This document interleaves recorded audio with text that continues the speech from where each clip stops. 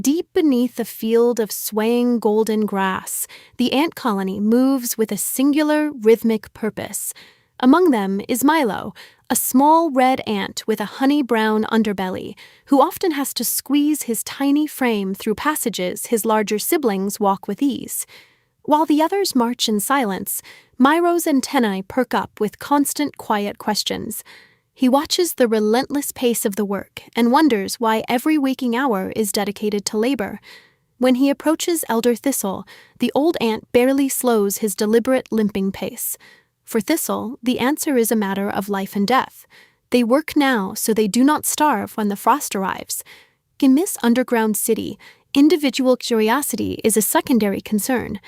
The colony functions like a massive machine, where every seed gathered and every crumb stored is a tally mark toward survival. To the elders, any deviation from the trail is a risk the colony cannot afford. The physical demands of this philosophy are heavy. One afternoon, Milo's legs tremble as he wobbles under a piece of bread twice his size. As he struggles to keep his place in line, the sound of distant, carefree laughter drifts down from the canopy above. High on a swaying leaf, Ziggy the grasshopper rubs his spindly legs together to play a joyful melody. He and his friends spend their hours dancing in the heat, looking down at the marching ants with wide, craning eyes. To Ziggy, the sun is a reason to play, and the idea of working through the summer seems like a waste of a beautiful day. Milo sets his crumb down for a moment, feeling the soft breeze ruffling his antenna. The grasshopper's offer of leisure is tempting, especially when his own body aches. However, he looks at the long, steady line of ants returning to the safety of the soil.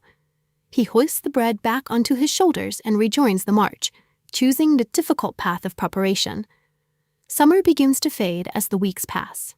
The grass turns from gold to a brittle, pale yellow, and the air grows thin and sharp. Even as the environment changes, the grasshoppers continue their dance, shouting that the ants worry far too much about a future they cannot see. The change happens with violent speed. Dark clouds roll across the sky, and a freezing wind rips through the meadow. By the next morning, summer is gone. Winter arrived early, and it brought a heavy, suffocating silence to the field. The frozen ground offers nothing to those who didn't plan. The grasshoppers hop frantically through the thickening snow, their bright green bodies turning pale and weak as they search for a single blade of edible grass. Their philosophy of living for the moment has left them entirely defenseless against the cold. Below the frost line, the ant colony is alive and warm. The tunnels are filled with dried grain and the glow of soft amber light.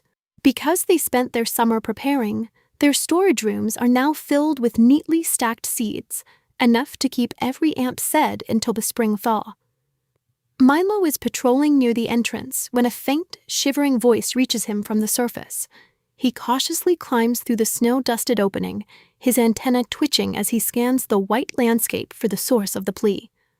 He finds Ziggy curled in the snow, his wings drooping and his once vibrant body now dull and shivering.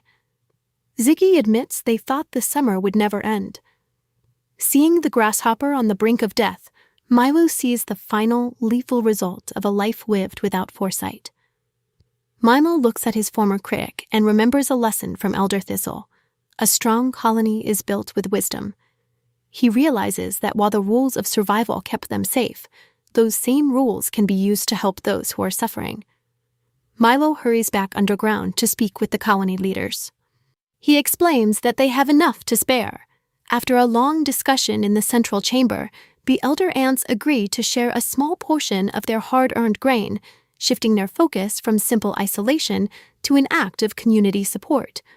When Milo returns to the surface and places a seat before the grasshopper, Ziggy looks up with glistening eyes. Milo explains that while their work prepared them for the winter, it is their kindness that makes their community worth living in. Ziggy eats slowly, the warmth of the food returning color to his frame. This single seed provides a second chance that the winter would not give. The ants' discipline ensured they survived the storm, but their mercy ensured they wouldn't have to face the next one alone. The snow eventually thaws, and green shoots push through the soil once again. As the sun floods the meadow with warmth, the physical world returns to its familiar state, but the social order has changed. The grasshoppers no longer spend their days in idle mockery. Instead, they hop alongside the ants, helping carry seeds and crumbs into the tunnels. The division between the two groups has faded, replaced by a system where labor and leisure are shared by all. Whenever a young ant struggles with a heavy load, the elders point toward Milo. They tell the story of the tiny ant who carried crumbs twice his size and possessed the foresight to see beyond the colony's walls. He has become the example the youth follow as they learn to balance work with Adabi. The lesson of the meadow is clear. Small, consistent steps build a future stronger than any storm. Preparation provides the foundation for life, and it is through cooperation that a community truly begins to thrive.